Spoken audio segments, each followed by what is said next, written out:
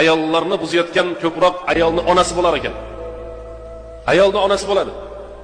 Telefon qilib, qizim, qaynonangiz qattiq gapirib qo'ymayaptimi? Unday bo'lmayaptimi, bunday bo'lmayaptimi deb o'tiribdi bu yerda.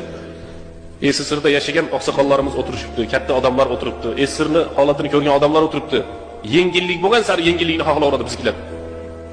Kolxozda ham ishlagan, ertalabdan kechga mehnatini ham qilgan, kecha payt kelib ovqatini ham qilgan, nonini ham qilgan. Boshqa kunlar nimaga to'y bo'lmay esir buzilganda shanba bozor to'y bo'ladi desa, dam olish kuni to'yini ham qilgan. Ozgina yana qo'shimcha bo'lib qolsin deb pillasini ham qilgan. Ular bo'lmas deb ana aytadi ham shunaqa aytmaymiz endi. Tamakisini ham ekkan. Tamaki zavodida turibdi masjidimizda. Yana shularning hammasini qilib turib, ko'p kasal bo'lmagan, sog'lik salomatligi joyida bo'lgan, urushmagan, talashmagan, ajrashmagan. Hozir ayollarga banisalar bo'yda bo'lishdan oldin bir tekshiradi. Bo'yda bo'lgandan keyin tuquvchi tekshiradi.